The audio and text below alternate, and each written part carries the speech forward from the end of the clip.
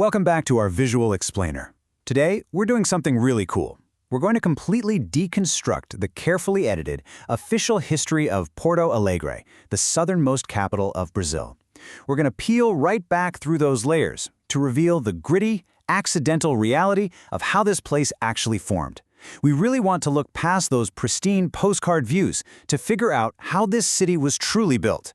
So here's a thought. What if a massive metropolis was born entirely from a mistake? Let's dive right into this. You see, this city was never, ever planned to exist where it does today. It actually started with roughly 5,000 people who were heading somewhere entirely different, but wound up stranded at a totally improvised port because of a war. It's wild to think about, a massive urban center born purely out of geographical chance. But of course, the true story starts long before that improvised port was ever even an idea.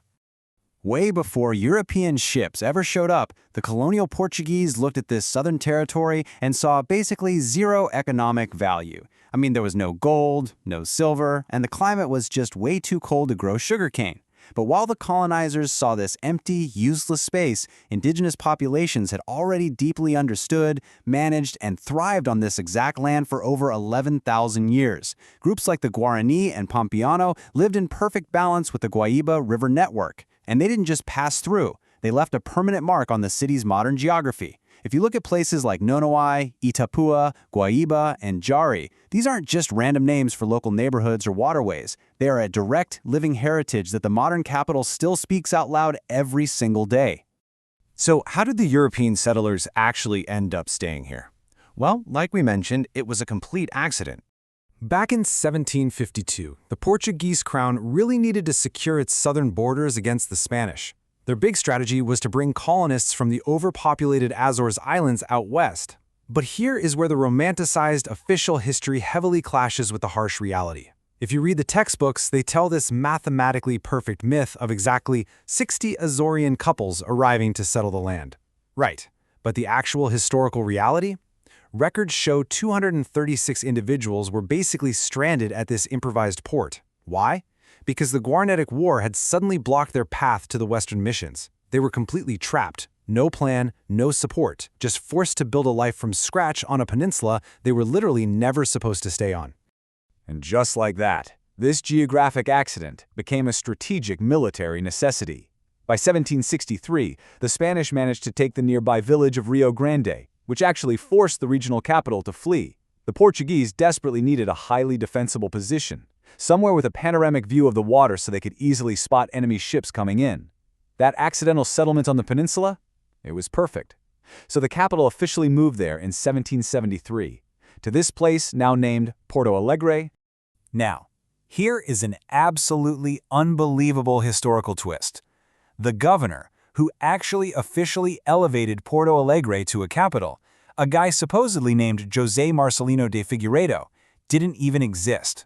That's right, he was living under a completely false identity. His real name was Manuel Jorge Gomes de Sepúlveda, and he had literally been smuggled into Brazil to escape the gallows because he killed a Scottish officer in a duel. So think about that. The capital's founding father was, in reality, a fugitive on the run. You really can't make this stuff up. As we move into the 19th century, the city's story gets even more intense, defined by brutal sieges and some devastating betrayals. In 1835, a massive civil conflict called the Farroupilha Revolution tore the whole region apart.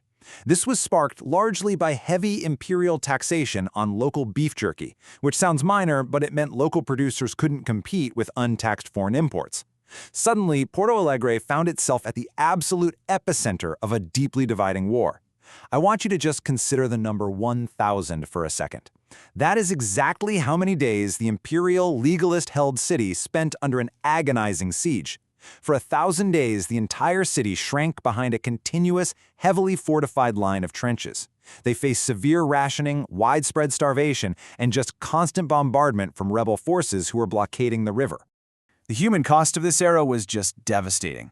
The rebel Farroupilhas actually recruited enslaved men, who became known as the Lanceiros Negros, with a very strict promise: fight for us and you'll get your freedom. But during the 1844 peace negotiations with the Empire, these brave men were horribly betrayed and massacred at Porongos. As the quote goes, the promised freedom became a death sentence. It's a dark reality that often gets totally omitted from the more sanitized versions of the conflict. After the wars finally settled, Porto Alegre entered a massive phase of modernization, but one that came with a heavy cost of erasure. The city saw a huge influx of German and Italian immigrants arrive. They brought new agricultural techniques, industrial knowledge, and this fresh urban culture that totally transformed the formerly isolated settlement. Almost overnight, it became the largest commercial and industrial hub of the extreme south. But here's the catch. This rapid growth was steered by a really strict new ideology called positivist hygienization. What does that mean? Basically, it was a highly authoritarian urban policy that prioritized order and science above absolutely everything else. Under leaders like Intendant José Montanori, the local government aggressively widened avenues and modernized the city center. But the underlying goal wasn't just to build nice streets. It was deliberately designed to erase the city's rustic colonial heritage and physically remove poorer, marginalized populations. They wanted to artificially project a polished European image of progress. You can clearly see this stark, intentional divide when you look at the historical records side by side. You have the official city, which was meticulously captured by hired photographers taking all these idealized portraits of the elite and showcasing stunning new architecture. But then you have the hidden city. Independent artists, like the incredible photographer Lunera, documented the reality that was actively being swept away. Marginalized, poor, and black populations were being systematically expelled from that modernized center and shoved into distant slums. The city was quite literally burying its own people just to build its image. Yet, despite all of that displacement, the contemporary city that emerged is a powerful story of modern identity and resistance. It's actually incredible when you think about it. This city of displaced and erased people unexpectedly forged an identity as one of the most powerful centers for democratic resistance and political voice in all of Brazil. All those struggles from the past built a deeply engaged modern citizenship. You can see this peak during the crazy escalating tension of the 1961 Legalidade movement. In August 1961, Brazil's president Jânio Quadros abruptly resigns and military forces try to block the vice president from taking power. In response, right from the basements of Porto Alegre State Palace, Governor Leonel Brizola launches this massive civilian radio campaign. And it worked. An astounding 150,000 citizens physically enlisted in resistance committees, successfully fracturing the military's unity and completely preventing a coup d'etat at that pivotal moment in history. Fast forward to today, and Porto Alegre runs on a totally different economic engine.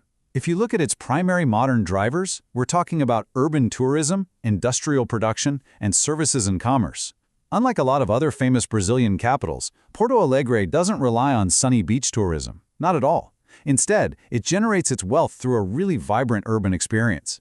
It leverages its amazing public spaces, its historical resilience, and its rich culture to drive a constant, steady flow of visitors. And hey, you simply cannot understand that culture without looking at the true pillars of Gaúcho gastronomy. These are so much more than just foods. They are the absolute anchors of social life here. First, you've got the churrasco, this incredible, slowly roasted beef on skewers that acts as a ritual of gathering for friends and family. Then there's the chimarrão. This is a hot mate tea shared from a communal gourd, and it is the ultimate symbol of socializing in the city's public parks. You'll see it everywhere. And finally, the ex-guocho, an incredibly generous, stacked local sandwich that perfectly captures the indulgent, vibrant street food scene that keeps the city's night economy totally alive and buzzing. All of these deeply ingrained cultural habits are housed within some truly massive modern urban anchors. We're talking about spaces like the beautiful European-inspired Parque Farroupilha and the gigantic 55,000-seat Arena do Grêmio. These places act as massive structural elements that unite the entire community. They seamlessly connect sports, local identity, and immense economic generation. Seriously, just a single match day at the arena draws tourists from all across the continent, directly feeding into those hotel, transport, and restaurant industries we were just talking about. Which brings us to our final and perhaps most provocative question to leave you with today. What must a city deliberately bury in order to build its official history? As we've seen, Porto Alegre is a massive metropolis born from stranded refugees, built right over ancient indigenous lands, literally governed by a fugitive, and modernized by aggressively pushing out its most vulnerable citizens. It's a beautifully complex, multi-layered reality that honestly is just so much more fascinating than any neat official myth. Thank you so much for joining me on this visual explainer. I really hope this leaves you wanting to dig deeper and uncover the hidden stories of the cities you walk through every single day. See you next time.